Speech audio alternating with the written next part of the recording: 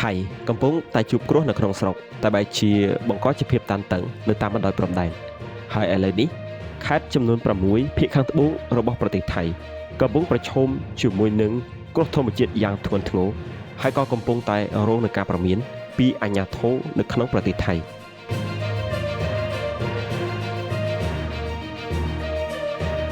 សួស្តីពុកម៉ែបងប្អូនទាំងអស់គ្នានៅក្នុងរយៈពេលប្រមាណសប្តាហ៍ចុងក្រោយនេះយើងបានឃើញអំពីភាពតានតឹងដែលបានកើតឡើងនៅតាមបណ្ដោយព្រំដែនរវាងកម្ពុជាជាមួយនឹងថៃមន្ត្រីនិងកងកម្លាំងថៃមួយចំនួនបានបង្កជាភាពច្របូកច្របល់ចម្រូងចម្រាសយ៉ាងច្រើន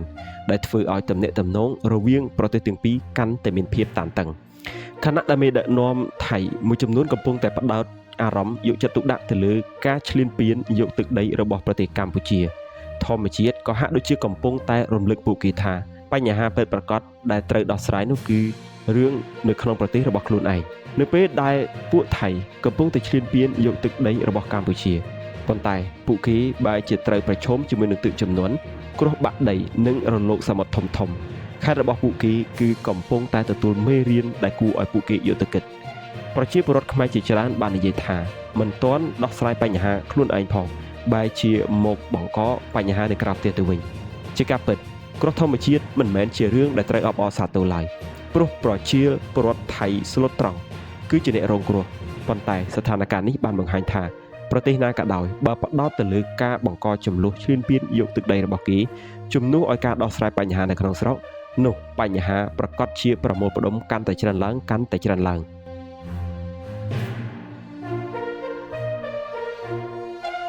ទាក់ទងទៅលើរឿងនេះខ្ញុំសូមជម្រាបឲ្យច្បាស់ជូនពុកម៉ែបងប្អូនថានៅថ្ងៃទី3ខែមិថុនាឆ្នាំ2026អគ្គនាយកដ្ឋានការពារនិងបង្ការគ្រោះមហន្តរាយរបស់ប្រទេសថៃ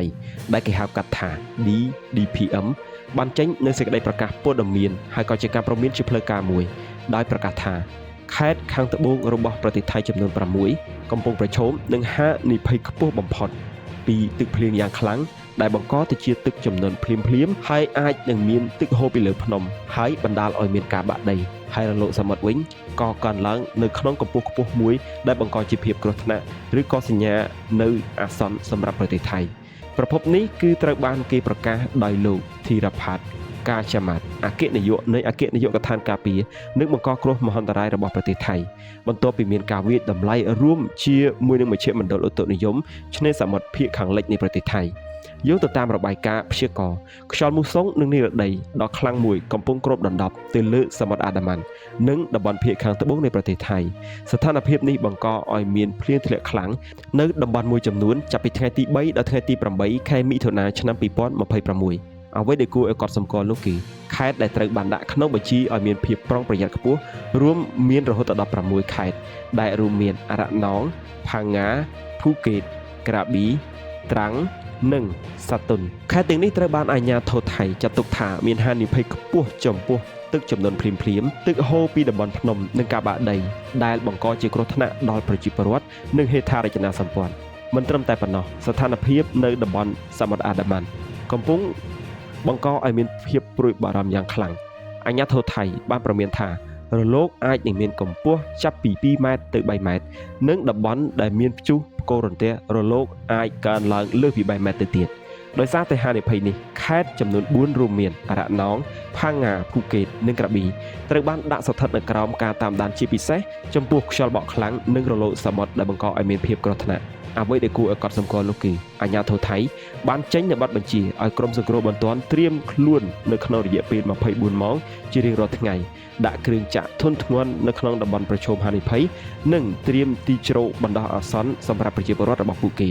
នេះបង្ហាញថាអាជ្ញាធរថៃខ្លួនឯងបានយល់ថាស្ថានភាពអាចវិវត្តទៅរកគ្រោះមហន្តរាយយ៉ាងធ្ងន់ធ្ងរប្រសិនបើភ្លៀងនៅតែបន្តធ្លាក់ខ្លាំងលើពីនេះអាជ្ញាធរថៃក៏បានបញ្ជាក់ឲ្យមានការត្រួតពិនិត្យតំបន់ទេសចរសំខាន់ៗដូចជាទឹកជ្រោះរូងភ្នំនិងតំបន់កំសាន្តធម្មជាតិហើយក៏បានបិទបណ្ដោះអាសន្នប្រសិនបើមានគ្រោះថ្នាក់ភ្ញៀវទេសចរត្រូវបានព្រមានមិនឲ្យហែលទឹកនៅក្នុងតំបន់ឆ្នេរសមុទ្រខណៈដែលម្ចាស់ទូកនិងអ្នកបើកបរកប៉ាល់ក៏ត្រូវណែនាំឲ្យមានការប្រុងប្រយ័ត្នខ្ពស់ផងដែរជាការពិតគ្រោះមហន្តរាយឬក៏គ្រោះធម្មជាតិទាំងអស់នេះមិនមែនជារឿងដែលត្រូវអបអរសាទរឡើយអ្នកដែលរងគ្រោះពិតប្រាកដគឺប្រជាពលរដ្ឋសាមញ្ញដែលមិនពាក់ព័ន្ធទៅនឹងចំនួនព្រំដែន ប៉ុន្តែស្ថានភាពនេះជាមេរៀនមួយសម្រាប់ឲ្យគេគិតផងដែរនៅពេលដែលប្រទេសមួយកំពុងតែប្រឈមទៅនឹងបញ្ហាសេដ្ឋកិច្ចបញ្ហានយោបាយផ្ទៃក្នុងនិងគ្រោះធម្មជាតិយ៉ាងច្រើនការផ្ដោតទៅលើការបង្កភាពតានតឹងឈ្លានពានទៅលើទឹកដីគេប្រហែលមិនមែនជាអត្តភាពដែលប្រជាពលរដ្ឋចង់ឃើញនោះទេប្រជាជនថៃនៅក្នុងខេត្តដែលប្រឈមនឹងគ្រោះថ្នាក់ទំនងចង់ឲ្យរដ្ឋាភិបាលយកចិត្តទុកដាក់ទៅលើសុវត្ថិភាពរបស់ពួកគេជាមុនជាងការបង្កើននូវភាពតានតឹងនៅតាមបណ្ដោយព្រំដែនសម្រាប់កម្ពុជាយើងសង្ឃឹមថាអ្នកជិតខាងទាំងអស់គឺគោរពទៅលើច្បាប់អន្តរជាតិគោរពទៅលើអធិបតេយ្យគ្នាទៅវិញទៅមកនិងផ្ដោតទៅលើការដោះស្រាយបញ្ហារបស់ប្រជាពលរដ្ឋរៀងៗខ្លួនពីព្រោះនៅទីបំផុតសន្តិភាពការអភិវឌ្ឍនិងសុវត្ថិភាពរបស់ប្រជាជនគឺសំខាន់ជាងចំនួននយោបាយទៅទៀត